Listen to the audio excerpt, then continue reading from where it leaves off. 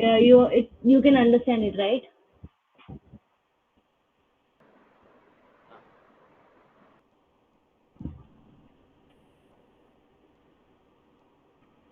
Okay. So so whenever we go for thermodynamics, first part is what is system and what is surrounding, right? And I don't want to bore you with all of this, but there's a distinction between system and surrounding, which is with respect to boundary. And boundary can be of three types. And I want you guys to let me know what can be the example of these boundaries. So there's a fixed boundary, and then there's movable boundary, and last is imaginary boundary. So can you give example of fixed boundary, Kavya?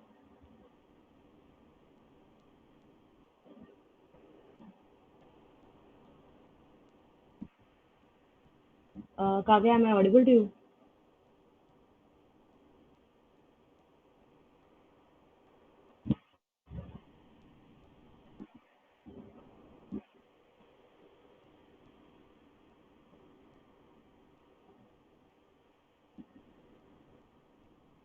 Okay, Yogita, am I audible to you?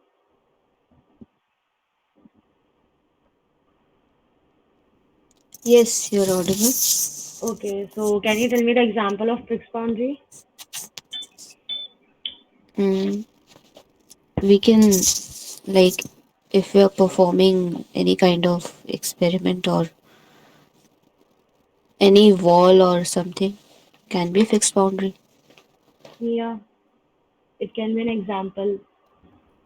Basic typical example is you are taking anything inside a beaker. So inside is system, outside is surrounding. And what is movable boundary? Any example of movable boundary?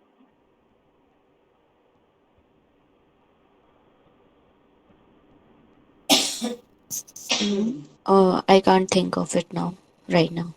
Okay, so it is like if you are taking a piston. Piston cylinder. Yeah, exactly. So for this, it is this boundary inside. This is the system, right? If this is piston is moving upside, then the boundary will increase, right? If it is going to this point, our boundary will reach over here. So boundary is movable. Okay. And last is imaginary boundary. Any idea what is it?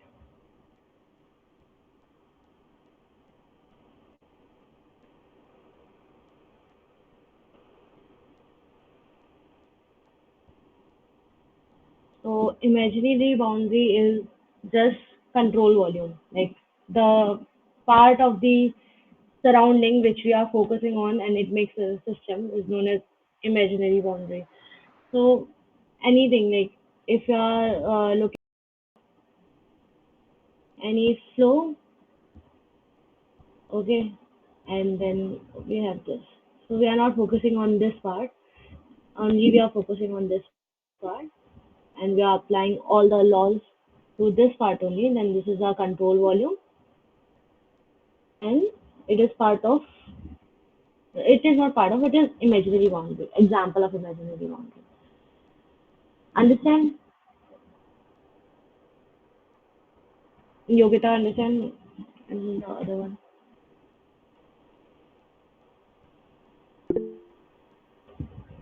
Yogita, am I audible to you? Yes, yes, I just sent the Okay. text.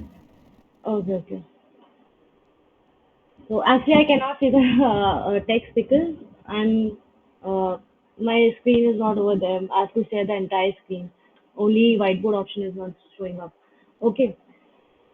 So there are two types of interaction between any system and surrounding, and what can be that two types? Is one first is the energy, and then the other one is mass interaction. And based on these types of interactions, we can we can actually classify our system into three parts. Like one is the open system,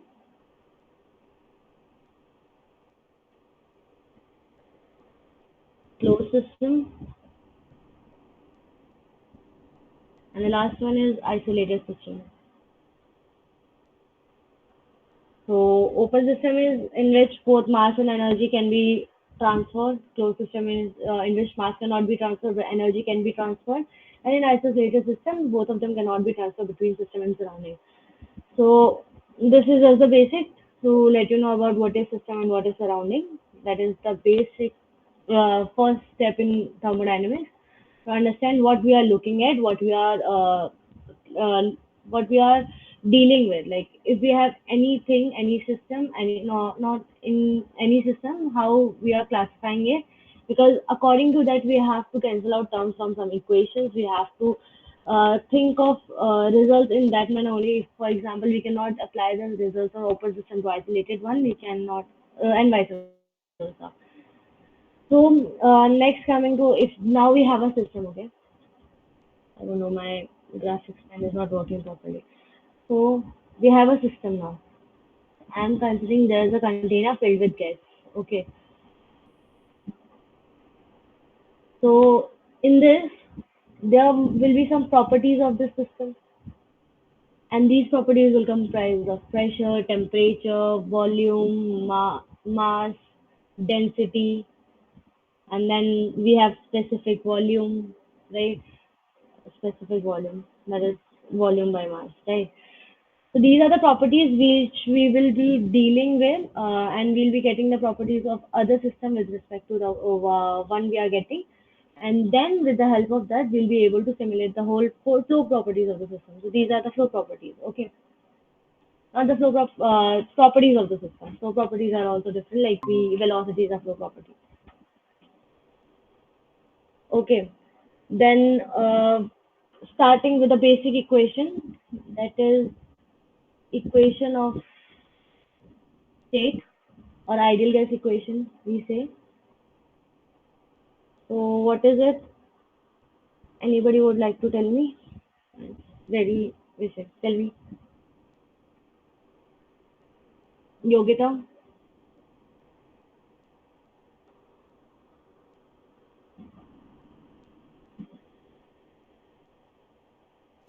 Hello.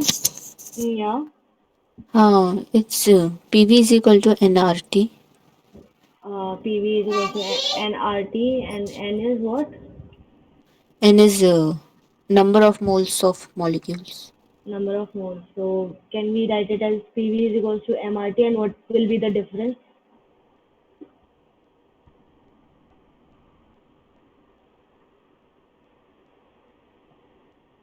Do you know? Like we also write PV is equals to MRT, right? Yes, but How is it different? okay. That's an homework you can check, okay? Okay. 11th class chemistry. So just go for it. And then over here, there are two. One second. So this is what? This is your characteristic gas constant. Okay.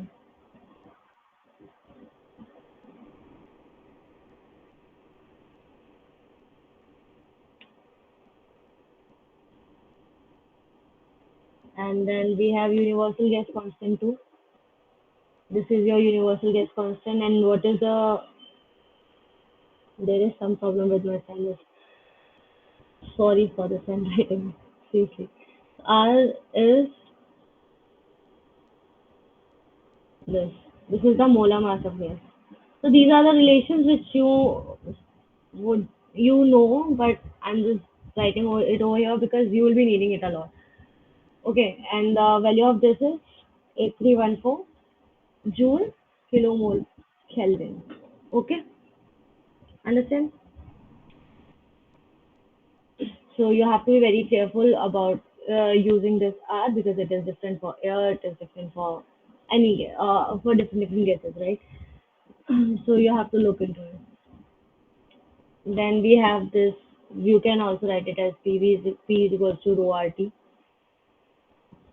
And yeah, and if you're going for specific volume, you can directly write PV is equals to RT. Okay, you'll be dividing it by mass. Then you have Charles' law, Boyle's law. So I'll just directly give you the relation how pressure is for constant volume. Pressure P2 by T2 is equals to P1 by T1. Just go through the book once.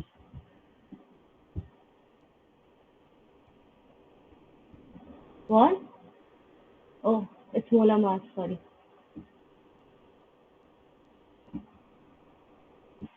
Yeah, molar mass. Okay, thanks. And for constant pressure, you will be having this P2 or even T1. Then temperature is constant, then you have P1, V1 is equals to P2, V2. Okay.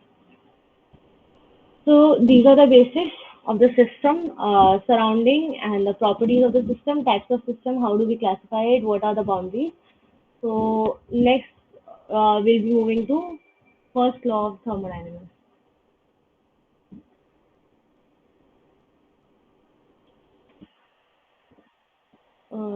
Kavya, can you just tell me what is first law of thermodynamics?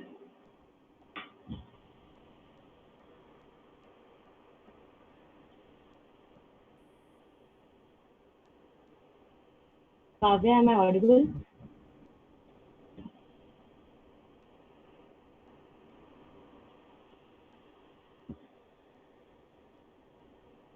Can you just write a message if I'm audible to you?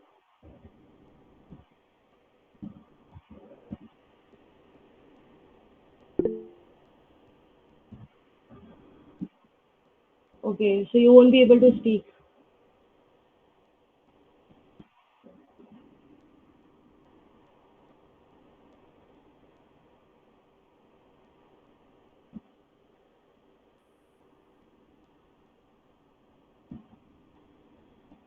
Okay, then I'll continue with the session then. So the first law of thermodynamics is dq.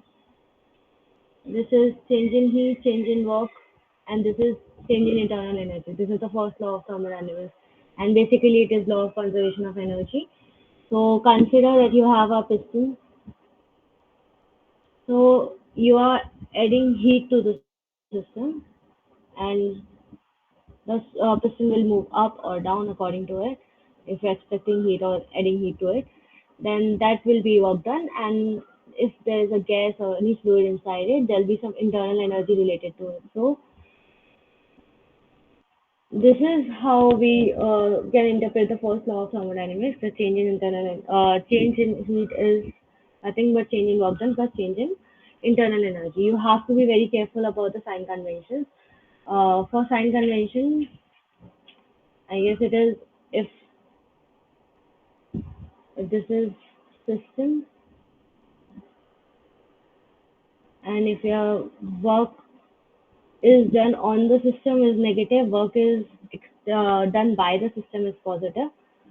And then for heat, if heat is added to the system, it is positive, and if heat is extracted from the system, it is negative. So if you remember one of these, we'll be able to understand the other three. So you have to be very careful with the sign conventions because there are questions from in GATE exam uh, directly asked on first law of thermodynamics, and the only trick was to remember the sign conventions, and that's it. So for work done, there are two types of work done. First is the displacement.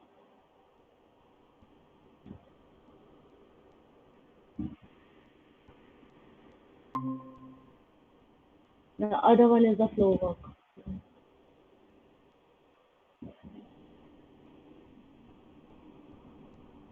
Displacement work done can be imagined as like again take the piston cylinder and one second. For displacement work, it is force into displacement.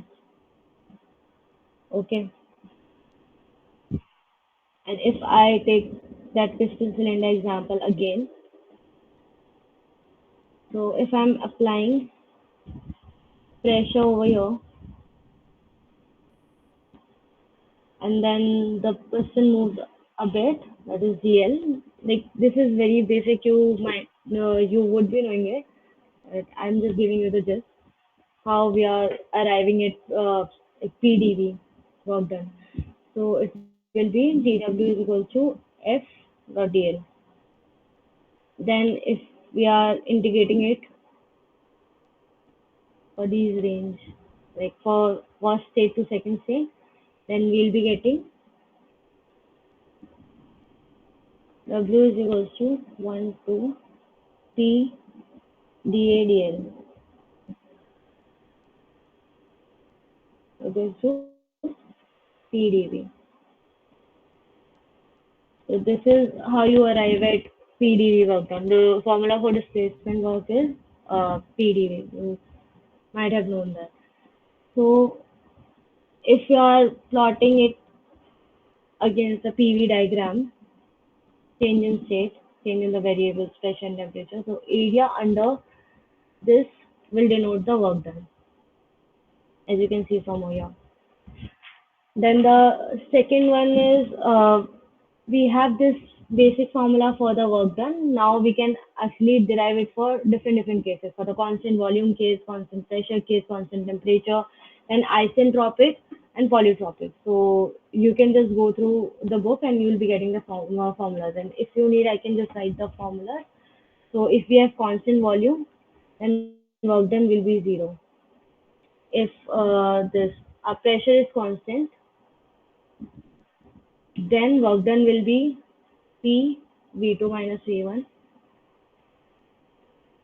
If temperature is constant, then we have V1 V1 V2 by V1, P2 V2 ln V2 by V1 natural log V1 V1 natural log of V1 by V2. Any formula you can take. And for isentropic process is what? When your entropy is constant. So for isentropic process, we have this without constant. And over there, we can have the work done as P2 V2 minus P1 V1 upon 1 minus gamma. Gamma is your adiabatic index. Your adiabatic index. Then you have polytropic process, and this is your polytropic index.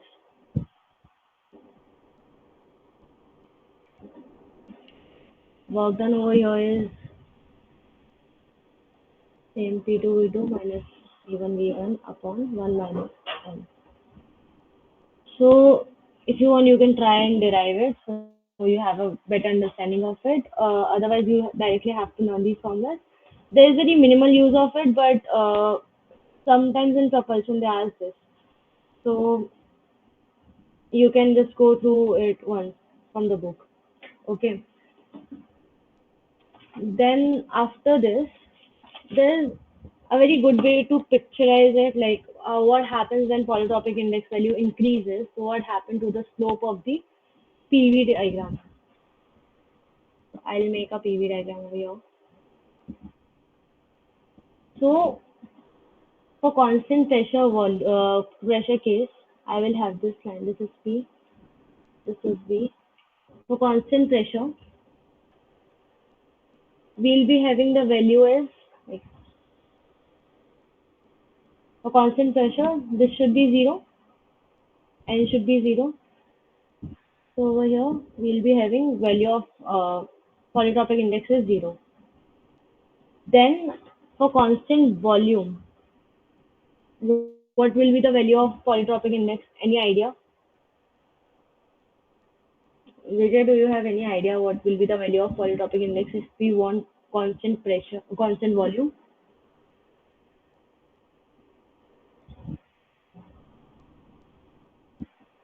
Kavya?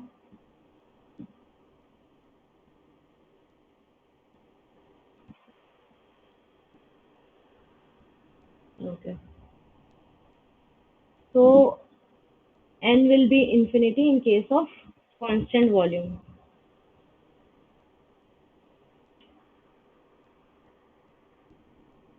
Why? Because PV infinity is equals to C, 1 by infinity V. This will be C, so volume will be constant in this case. For constant volume, and we can write it, make it this, and n is equals to infinity over here. For constant temperature, n should be equal to 1. Okay, so it will be like this. N is equals to 1. And for adiabatic index, value of adiabatic index is 1.4. And when V n is equals to 1.4, the slope will shift over here. So n is equals to 1.4 over here, and this will be the isentropic process. So what we can take from this PV diagram is that as the value of n increases, our slope decreases. Slope in PV diagram decreases, and you can actually prove that directly because by taking this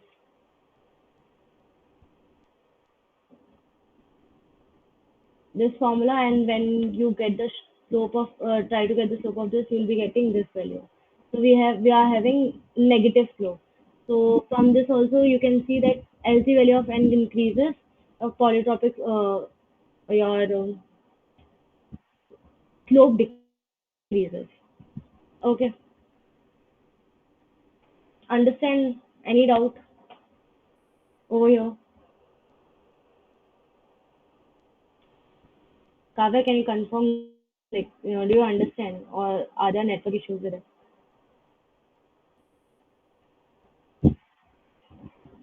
What? Sumit, I can't hear you.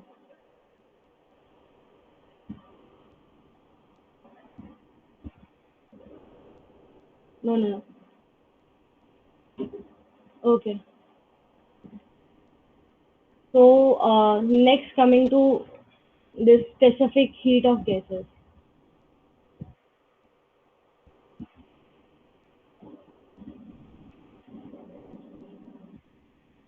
So, we are having two processes. Like, can we just go for constant volume first?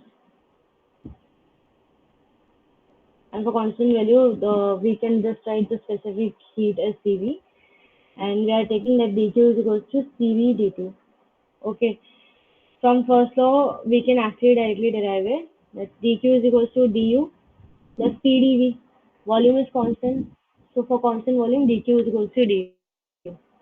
So change in internal energy can be denoted by this. Okay. And the other one is constant pressure. For constant pressure process, dQ is equals to Cp dt. And in a similar manner, we can derive dH is equals to Cp dt. And what is H over here? Any idea? H is enthalpy. Yeah, I wanted this session to be interactive, but Kader, you are facing some network issue, so I'll leave it to that. And if you have any problem, just pop a message over there that you are not able to understand it. Okay. So yeah, so these two things, like change in internal energy is CVDT, and change in enthalpy is CPDT. Okay, so CP is always greater than CV. Any idea why?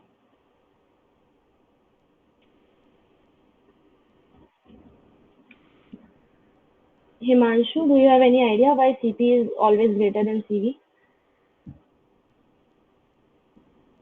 Am I audible to you?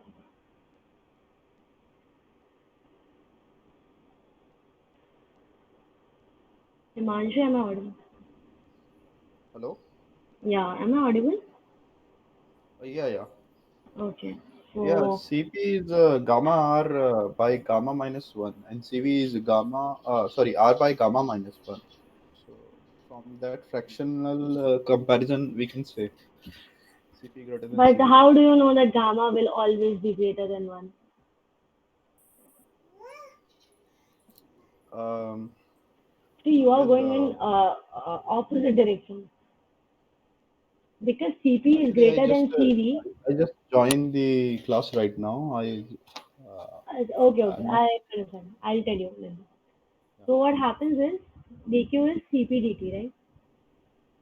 So we can write dq is du plus pdv, which we can further write it as du plus this, then dq will be what, u plus pv, and then this will be dh, and we can just write cp dt. Okay, in this case. So you can see previously in this case, this work done term is getting lost. Okay, but over here we have that work done. So in constant pressure process, more heat is applied. This heat value will be more because some part of heat will be used to use in work done. Like for example, if we are taking the case of piston, so some part of heat will be there to move the piston upward, right? So some part is going in the work done over here. So this value is greater. So if this value is greater, automatically Cp will always be greater than Cv. Okay.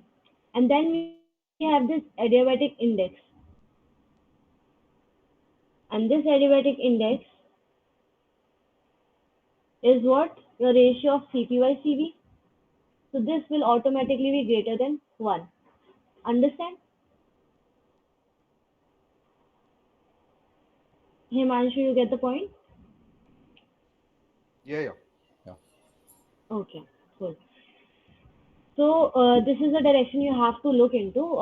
And the other thing is like the ratios which you have told me that Cp is equals to gamma r, gamma minus 1, and Cv is r upon gamma minus 1. And r is what? Cp minus Cv. These are the direct relation which you should keep in mind because you'll be using it a lot in gas dynamics and in propulsion as well. Okay, so for coming to the gamma value, so now we know gamma is always greater than 1. But can gamma goes to infinity? What will be the upper limit of gamma? Any idea?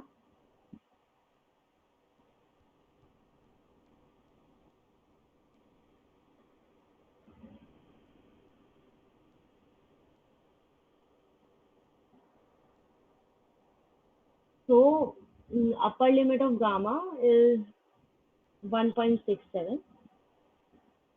Okay, and this is from kinetic theory of gases.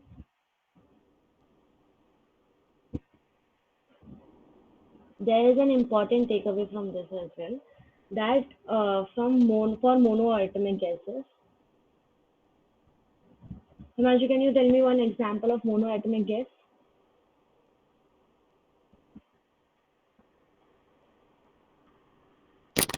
Helium, neon, argon. Yeah, okay. So helium is gamma is 1.67. Second diatomic gas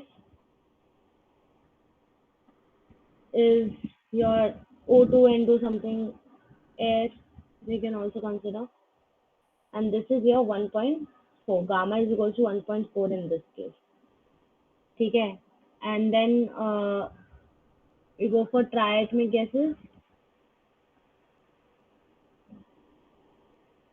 Triatomic gas like CO2. So gamma will be 1.28.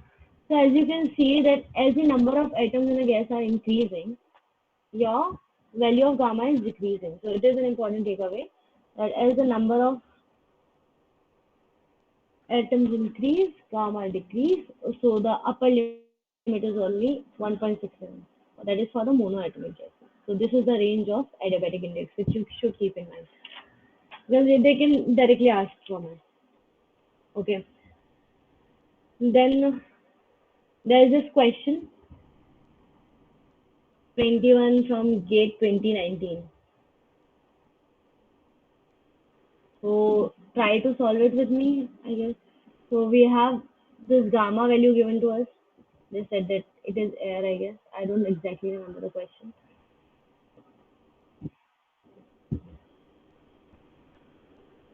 Yeah.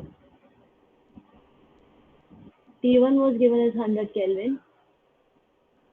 T2 is 600 Kelvin.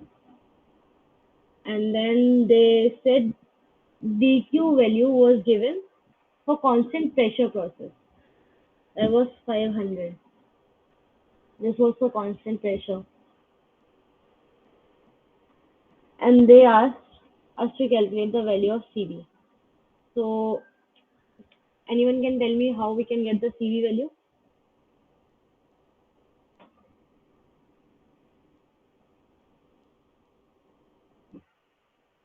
Himanshu?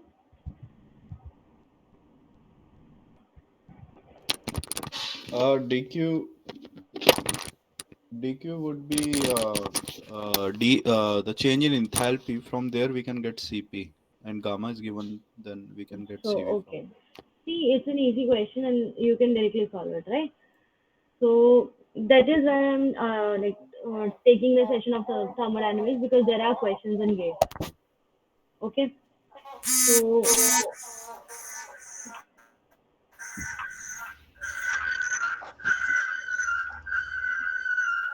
Himanshu, can you please switch off your audio? Yeah.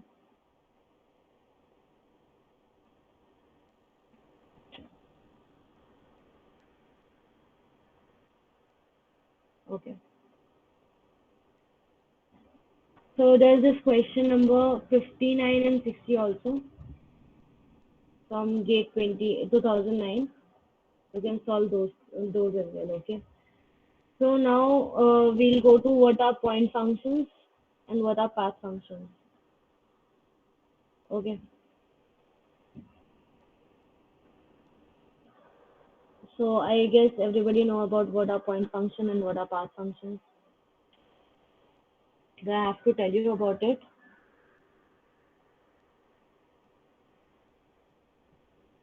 Kavya, do you know about what are point functions and path functions?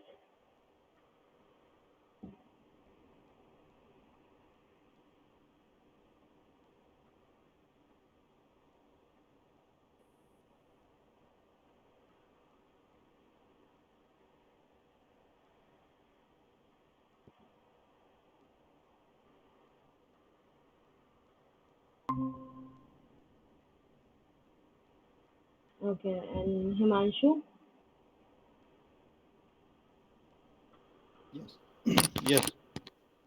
So, okay, no need to tell you about it, right? Path functions are directly functions which are based on path, and example of those are work done and heat. And over here we have pressure, we have internal energy, temperature, volume, enthalpy, right? So these are point functions. And then cyclic integral of point functions are zero. That's it. And then what is entropy?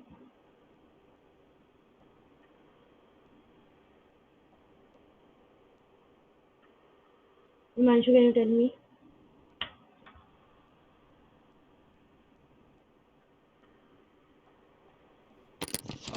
Entropy is the randomness within the system. Like Okay. there are certain formulas to get it.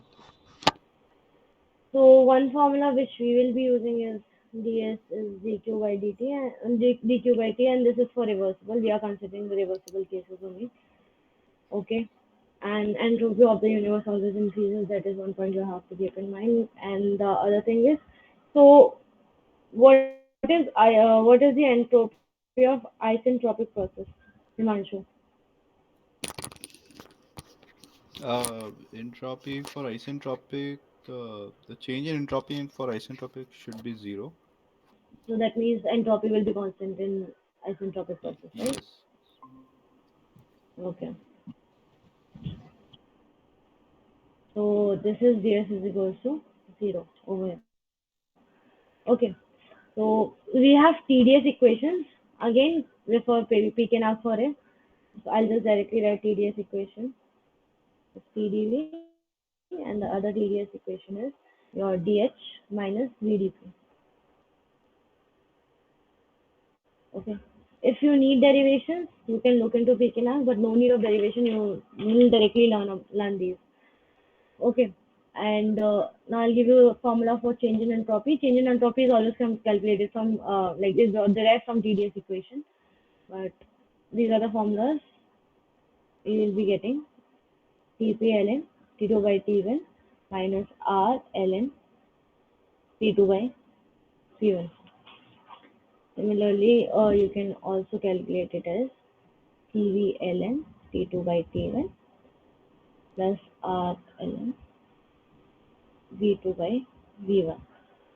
Okay, so these are the formulas to calculate change in entropy in any case. So I'll give you an example. So I'm keeping one air inside a chamber with temperature 50 degrees Celsius, and then we are heating it to 125 degrees Celsius, air inside the same chamber. So what will be the entropy change? Any idea how to calculate?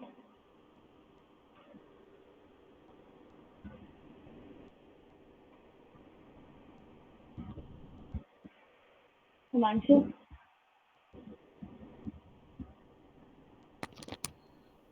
Which process, by which process we are changing this? This thing is not See, clear. I've given you enough information that we kept air inside a chamber which was at 50 degrees centigrade. Then we are heating it to 125 degrees centigrade. The same chamber. So how will we calculate the change in entropy? The first equation TdS equals to du. dv is 0. And this du will come from du is cv dt. divinity. And okay, you can go this or you can directly apply this formula. Yeah.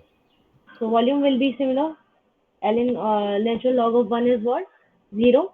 This term will cancel out. We have the value of Cv. Cv for air is 717 joule kilogram per kilogram Kelvin. Right, 717 joule per kilogram Kelvin. So Cv is we have, we'll take natural log of T2 by T1, right? And we'll calculate the change in entropy. Easy. So problem will be stated to you. You just have to think of each and every formula and don't think about the formulas. Just think about the process and how we can get to it. So with what I'm giving you is a basic guideline how to think uh, in a direction. Like you have to first think of system and then surrounding, what type of boundary it is, what type of system is given to us. Like is it a what type of process given to us, constant volume, constant temperature. And if they are asking for work done, we can apply the work done formulas. If they are not asking the work done, if they are asking for the heat or internal energy, just we can apply the first law of thermodynamics over there. And then after that, for the if we need entropy, we can just switch to entropy formulas. We can go for TDS equation. We have CV values. So you have to keep these formulas in your mind because you will be using them a lot, majorly in propulsion and gas engines. Okay, so you have to keep this in mind. You have to look for the system. What are they asking? What are the factors given to us, and how we can calculate it. Understand? So now we can go to adiabatic process. What is adiabatic process? Himanshu. There is no heat transfer. Okay, and what is isentropic process? Reversibly not heat transfer. Okay, so there will be some change in entropy in this case, but no change in entropy in this case, right? Yeah, In both the cases, we have dq is equals to 0. yeah, correct. Okay. So then what we can do is like, do you know why we always write asymptotic processes CV gamma is equals to constant?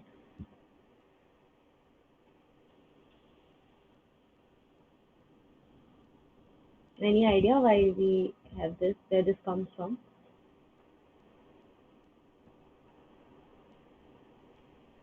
So it's a very simple derivation and I'll tell you about it. So what we can do is again we'll take these CDS equations, okay? And put ds is equals to 0, so we'll be having dh is equals to VDP, right? Then dh we can write it as Cp dt is equals to VDP, right? This is my first equation. We'll take the second equation as well, this one, du plus pdv. So Cv dt will come out to be minus pdv. Okay, this is my second equation. We'll divide first by second, and this will be Cp by Cv. And then over here it will be minus V by P, dP by dV. Okay, this will be gamma, right? This we can write it as gamma dV by V is equals to minus dP by P. I think you now know how we get it. So it will turns out it will be minus gamma initial log of P ln C, that is P. Now we can write as PV gamma is equals to C. Understand? This is how we are getting this is the equation for isentropic equation, because we in series equation we take ds is equals to 0. Understand?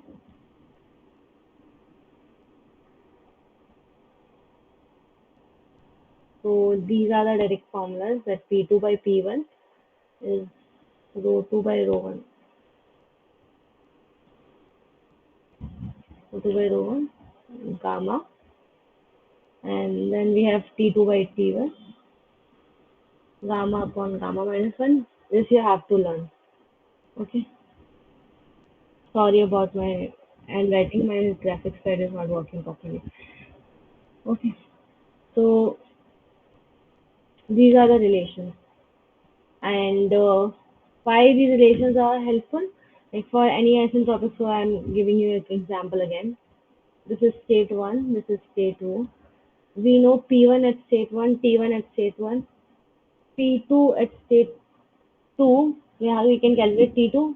Similarly, we can calculate rho 2. We can calculate the properties at any state, other state, just by knowing the flow, the type of flow, like whether it's an isentropic flow, whether it's an adiabatic flow or not. We can apply these relations directly, and we'll get the solution. Okay. So in gas dynamics, there's a whole chapter dedicated to isentropic flow. So these are needed over there. Okay. So and what else you can say? So I said there are two types of work done, right? So other type of work done is flow work done.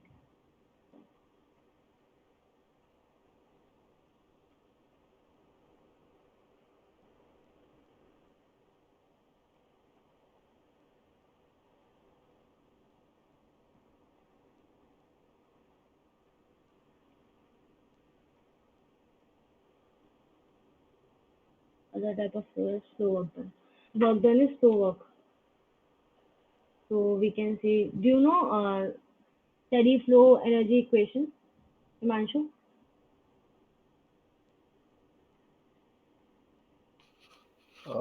Yeah, I mean, the total energy is constant over there. Yeah, of course, it is derived from the law of conservation of energy. So, okay. I'll just give you a brief of what flow work done is. So, imagine this is the inlet at 1 and this is outlet at 2. Okay, we have V1, we have V2. Then this is your C1, this is your V2. That is the height. If we are considering this as datum line. Okay. Then there'll be some heat applied to the system. Okay. There'll be enthalpy at station 1. There'll be some value of enthalpy at station 2.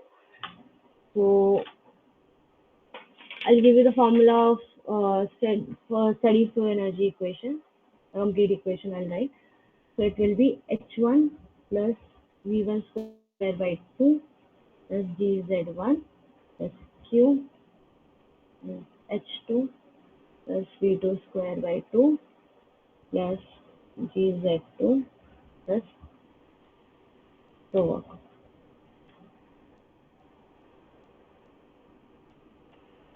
See, okay, so this equation is the complete steady flow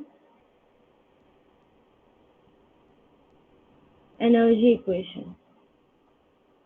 And according to the system given to us, we can actually deduce some terms from these. So this is your flow work. Okay,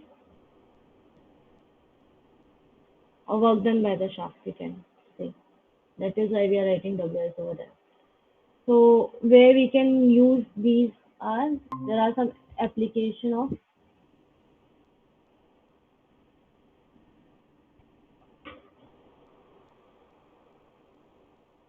steady flow energy equation. Okay, so first, if we are thinking of a nozzle, just think it as H1 V1 H2 V2. So we are not applying any heat, so this term will be gone. We are not having any work done by the shaft. This term will also go. And if we are considering Z1 is equals to Z2, so we can directly write it as H1 is plus V1 square by 2 H2 plus V2 square by 2. Understand? Similarly, we can go for diffuser, and then similar case for diffuser will also come. Okay, same equation you will be getting. If you want, you can derive it. There's no need to derive. Like this is the same equation over here. Then you have burner. So in burner, if you are saying this is a combustion chamber, so heat will be added, and there will be enthalpy. There will be this velocity. So heat term will be added.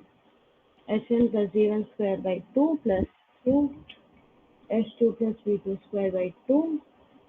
Okay, so this will be the equation for burner. And the other case will be for turbine. I'll explain to you briefly in propulsion, but for now you can understand it like this. So we have turbine, and turbine will produce the shaft work. So this way V1 H2 V2. So over here shaft work will not be zero. So we'll be having the shaft work term. So that will be H1 plus V1 square by 2. So H2 plus V2 square by 2 plus shaft work. So this will be equation. So these are the application of steady flow energy equation. So we can deduce term according to the data given to us, according to the system given to us. Okay. So you can practice these questions from Radhakrishnan as well. And I'll tell you the question number. I'll post it in the group which questions you can practice from Radhakrishnan. So this is all about the basic thermodynamics, the thermodynamics which will be needed.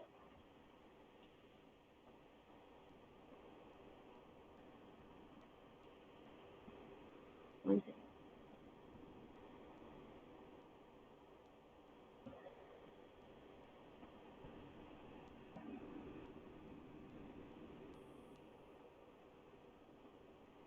My screen is visible to you, Manshu? Yeah, actually, sometimes there is a lag that I can't One see or second. can't see. Yeah, sometimes it happens. Wait, wait.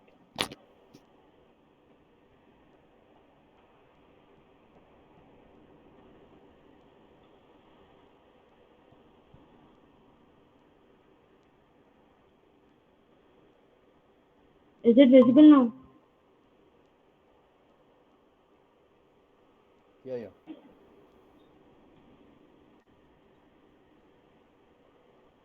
Okay. So this is all about the thermodynamics, and this is just a gist of everything. You can just go to Pekinag and read about it. Like, it is not very important, but questions have come in past in GATE examination related to it. So you can just look into it once, okay?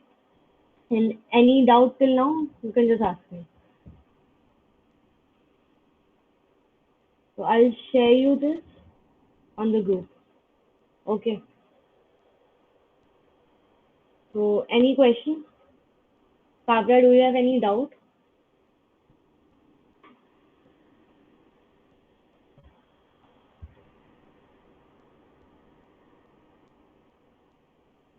Uh, Yeah, Hello. Himanshu. Tell me. Flow work there is a doubt in there about flow Yeah. work. Can you little bit explain more? Okay. So what have you not exactly understand in Clovers? What?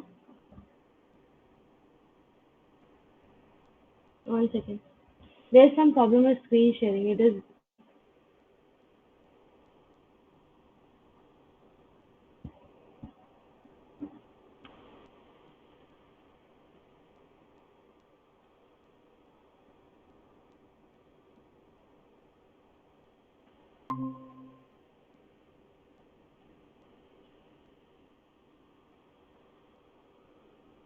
okay.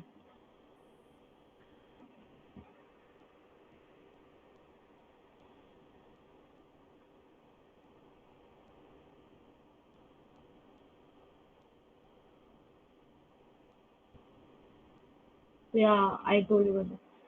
So we have a system, right? So flow is like flows work is needed to push fluid inside and out, right? Inside the system and taking it outside, right?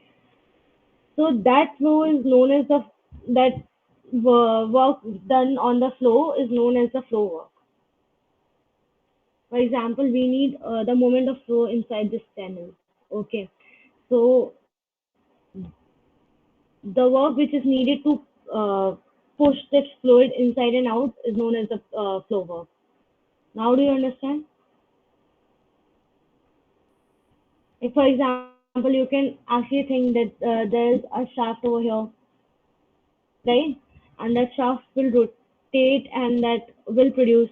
No, that's not a good example. We can actually put a piston over here and we can push the piston inside and the fluid will get out of it. So the amount of work which we are um, putting on the piston, that will help the fluid to get out of the system, out of this channel, and that work is known as the flow work. Now, do you understand, Himanshu?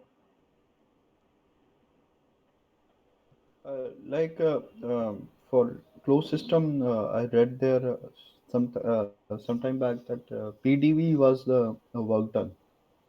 So flow work. Yeah, that is displacement work. Yeah. Okay, so displacement work is your like how much force is applied to displace the piston, right? So it is for the open system. What happens is we need a fluid to move throughout the system, right? So there'll be some inflow, there'll be some outflow. So the work which is done on the system, not done on the flow, on the fluid, for that moment, which is responsible for that moment, is known as the flow work done. Now do you understand?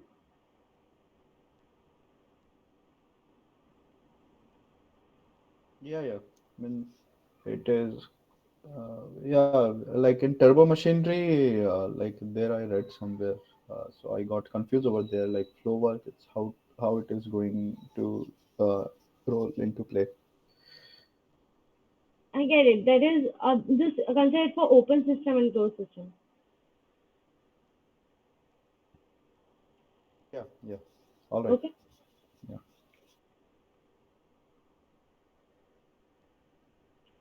Okay. Anything else?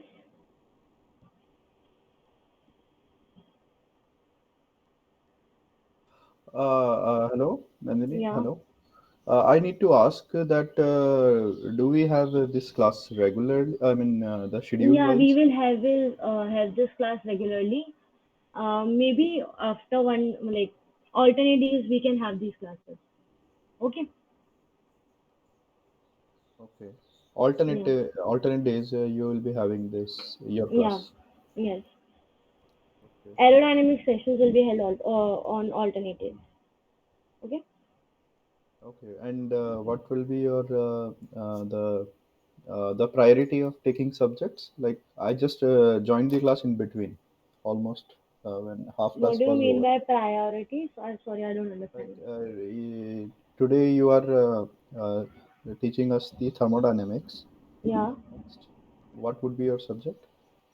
So I'll be teaching the complete aerodynamics part. So just for the start, I taught like the basic thermodynamics because it will be the formulas will be needed in the future for the gas dynamics part. Okay. Okay, So next would be after the this, guest. Hmm. after this will be the gas dynamics. All right. All right. Yeah. Okay. Thanks. And anything else? Sumit, were you saying something? Okay. So I'll wrap up this session then, and if you have any doubt, you can directly contact me.